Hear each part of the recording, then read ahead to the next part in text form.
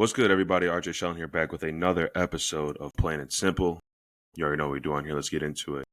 A tough loss for our Green Bay Packers team. They went ahead and lost 34-26. Jordan Love here was 24 of 40 from the field, 276 yards passing, had 2 interceptions and 1 touchdown. Also carried the ball 3 times for 29 yards. Josh Jacobs had 2 touchdowns. Unreal catch that he had there in the red zone. And then a huge run, 40-yard run. He was big time. It was nice to go ahead and see him obviously do what he does, running the football consistently and now catching the ball in the backfield, which I didn't think he had in his bag, but he displayed it. Jalen Reed had 5 receptions for 55. Musgrave had 4 for 52. Matthew Golden was getting obviously in the mix. He had 3 for 55. Romeo Doubs had 2 for 36. And Christian Watson had 3 for 29. He did go ahead and got injured in the third quarter. Don't know if he's going to even be playing this weekend. But that's one guy you definitely don't want to go ahead and get, out of the mix because he does such a great job at what he does within this offense. Let's go ahead and talk while we're already going through these stats here about the offense, kind of what I feel is something that just is consistent about this football team. Okay, so we go ahead and we start the game off, right? Juiced up. Defense gets a stop. Micah Parsons, which is sick that he tore his ACL, my good brother. I hope you come back stronger, faster. We tend to see that these ACLs are something that, when you do it and you do recover from it, Aiden Hutchinson kind of really isn't looking like Aiden Hutchinson, but you see that this goes ahead and it trends to be in the right direction where guys get back healthy. So this is a complete low blow. Prayers and thoughts to you, my good brother. But we go ahead and start off. He makes the play, boom. Sheds a tackle, sheds a block, goes ahead and tackles the running back, and then strips the ball out. Boom. Okay. Cooper recovers. We're going the other way. We're moving down. We kick a field goal. When you have an opportunity to go ahead and make a statement in the first drive, you have got to put points on the board. If we go ahead throughout this whole season and if we see what the Packers have done when they went ahead and scored on the first drive, I guarantee you our winning percentage is easily over 85%. This is something that has to change, especially right now, because we got our backs up against the wall, if you want to be completely honest right now. Then we go ahead and get another stop, and then we kick a field goal again. So those two right there, you're telling me that we could have went ahead and been up 14-0 on the road in Mile High. Stadium is quiet. Everyone's like, shit, like this Packers team is serious. But we didn't. We're up 6-0. And then they go ahead here. Boom. Denver scores. Then we score back. And then Broncos score again. We kick a field goal. That was that 40-yard touchdown by Josh Jacobs. Then we go ahead and take a shot. We're 2014 when that pass return interception happened. I say this. I like the call. But when we go ahead and want to put Jordan Love in these top categories, and I love Jordan Love. Jordan Love will always be my quarterback. It'll never change. He needed to throw that a little bit more farther because we know and we've seen throughout the career of Jordan Love that he tends to kind of more afloat balls deep instead of kind of driving them into where throwing it where the wide receiver can go ahead and run under it. RJ being nitpicky, but I mean, if you want to go ahead and get to where you want to go, aka the Super Bowl, you got to go ahead and make plays like that. Yeah, maybe Watson could have went ahead and came back. But to be nitpicky there, he needed to throw that ball a little bit more harder on a line instead of more of his, dumping it in the breadbasket. But that was also a good play by Pat Surtain. Don't get me wrong. The interception happens. Boom. They score again. So now it's 23-21. We go ahead. They score again, making it 23-27. They go for 2. No bueno. Then we go ahead and kick a field goal. Again, killing ourselves. We were 1 of 4 in the red zone, jumping off sides, guys holding.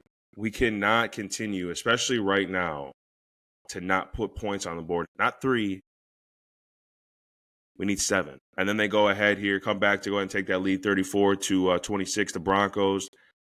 Sutton went ahead and beat Nixon on a one-on-one move. It was easy. Caught that, boom. They go ahead, 4-yard run, touchdown. And then the interception that Wicks should have went ahead and caught on an important drive on 2nd and 8. Yeah, it was thrown behind him, but if it hits your hands, you got to catch it. And then at that point, it was murder, she wrote. I mean, You looked at the offensive side, and you're just like, can we go ahead and now put about what 6 games?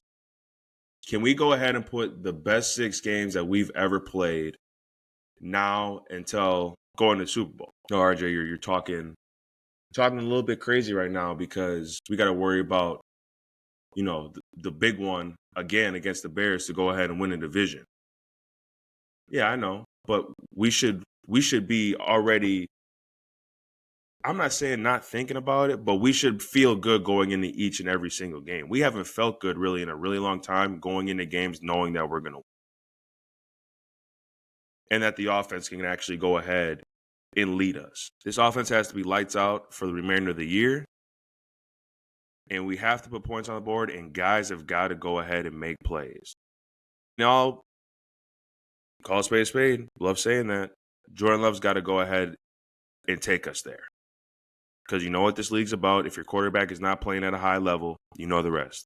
But let's get over to this defense here. I mean, Jesus. Denver had 391 yards of total offense.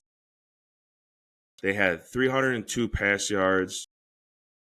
And they only had 89 rushing yards. But they had over 300 yards in the air. Bo Nix was 23 of 34 with 302 and 4 touchdowns. Sutton had 113 yards receiving. Franklin had 88 yards. Harvey had 65. Sutton had a touchdown. Franklin had a touchdown. Everyone had a touchdown. And I've been telling you about these safeties. Excuse me, not safeties. Well, really everyone. But these corners. That was probably a masterclass display of what Nixon really is when he has to go ahead and play back-to-back games against good competition in man. Can't do it. Same thing with Valentine. Like, it's starting to see that, like, they cannot figure out when they're either in man or zone or what they're trying to go ahead and think that they're in. They do the complete opposite. Like, if you're playing zone, why are you all the way inside to where the safety is? Like, play your zone. Play your space of where you need to be. Just sit where you need to be. It's zone. You don't run with anybody. It gets passed off. And you just see that they're like in a daze, like they're in a laxical daze of not knowing what to do, especially in this game. And then you saw, like I said earlier, on Sutton's touchdown, that one-on-one move. And another one where Valentine was getting destroyed on the other end as well. It was horrific, terrible, and you can't have that because teams now, you ain't think that we're going to go ahead and go and Saturday and play against the Bears, that they're not going to go ahead and throw the ball a lot, especially now that Micah Parsons is out. Denver had 15 pressures on the quarterback, 2 sacks. We didn't have any pressures, not one, even when Micah Parsons was in there. Granted, he doesn't get any holding calls, but it is what it is. We had 0 quarterback pressures. Granted, I mean, it could be skewed because Bo Nix was rolling out, but no sacks, multiple times to pick the ball, and we did not catch the football. Xavier McKinney should have had 2 picks. Easy. Momentum swingers. This is a loss that, as a Packer fan, yes, you should be concerned because it's not going to get any easier, as we say when we go ahead and I talk with my good brother James Metchow on the BD Boys. It's not going to get any easier. You got the Bears this weekend, primetime game. Then you got the Ravens, and then you got the Vikings. You better not, I repeat, you better not lose all these games. And you know what's crazy? There's a percentage out there that they can definitely go ahead and mess around and not win any of these games. Keep it real. Keep it real. You know this Bears game's going to come down to the wire unless you just lay an egg and they're running the football on you. You saw what happened when it came to Lambeau Field. Came down the last possession. Ravens. Lamar Jackson, you can't go ahead and take him into account. And good God, he will run all over us. Zay Flowers, 200-something yards. And then you finish with the Vikings. Vikings ain't got nothing to lose. So they would love to go ahead and spoil what you guys got going on. That is just the real of real right now. Because there's no reason to go ahead and lie and not say that could possibly happen. But now getting on towards the positive side, who's going to step up, take control, and show people right now that, yeah, you know, that Broncos game, that was a good football team, but we're good too. Make a statement and win all 3 of these games because you got to get rolling into the playoffs.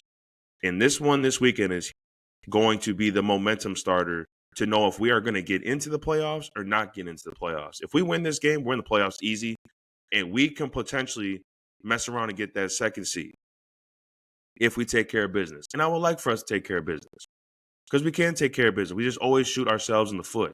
Like literally this morning I get up saying, Micah Parsons, him out now, it levels the playing field.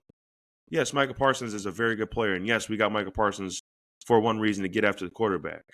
But there's other guys too that can go ahead and step up in there and do what they need to do. Rashawn Gary.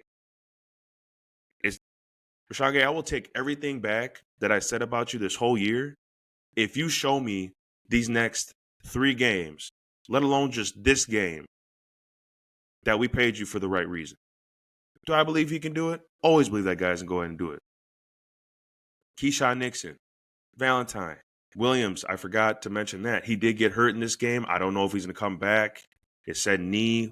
It's just discussing how bad of injuries we got out of this game, especially against the Broncos. But who else is going to come in there? Play well. Edgerrin Cooper, Quay Walker, offense as well. Who's going to go ahead and be that guy? Like, no, let's get this going. This is a big one. This is a big one this weekend against the Bears. They go ahead and face them 7 p.m. on Saturday. Locked in, man. This is why you play the game, right? This is why you play at the highest of highs. You want to go ahead and have a legacy on your name. You want to go ahead and be someone that when you look back, when you did this incredible run to get to the Super Bowl, this incredible run to get a championship, what are you going to go ahead and provide for your team to go ahead and get there? And we're going to see this Saturday because this game right here, a lot riding on it. More than it did at home. Now it's a lot. But you already know where I lie. Packers, let's get it, man. That game again, 7:20 p.m. Big one. Let's move on over here to the Bucs. They went ahead and lost to the Brooklyn Nets. They lost 127-82. It's just tough right now. There's really no other words to describe it. Just hopefully that they go ahead and when Giannis gets back or whatever's going to happen, because there's a lot going to be happening. Really, this week, you're going to see trade deadlines. You're going to see everything coming out. But we go ahead and face the Raptors, the Timberwolves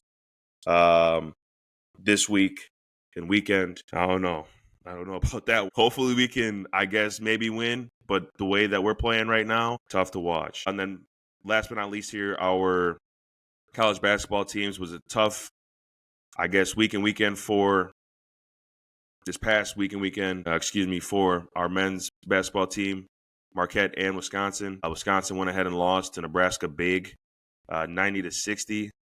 I mean, they got outplayed. I was watching that game. Outplayed, out-physicaled, out-coached. Nebraska's a good basketball team. But they go ahead and face Villanova, another tough one. That's at home. That one's on Friday.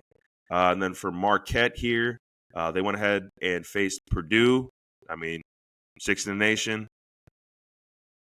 You went and lost that one 79-59. You have Georgetown and Creighton on Saturday. Another, let's see what you're going to be made of. Are you just going to roll over and loaf? Or are you going to go ahead now and put some wins together? So we shall see with that. And just a tough, I guess, another tough week and weekend this past weekend for our sports teams. So tough to see, but at the same time, the biggest focus there is how you're going to bounce back and go ahead and get momentum started. All it does is take one big win, one game where everyone, when they look each other when they get done, all right, yeah, let's go ahead and do this thing. Let's ride and let's make sure that we can go ahead and keep doing this because what we got going, we know that we can trust one another. So hopefully we go ahead and see that this week and weekend for these teams that are playing. My Wisconsin people hang in there. We're good. Keep the positive energy. Obviously, we're going to be negative at sometimes, but just keep the positive energy. And just hopefully these teams play hard. But you already know what we do on here. We'll see you sooner rather than later. Peace out, everybody.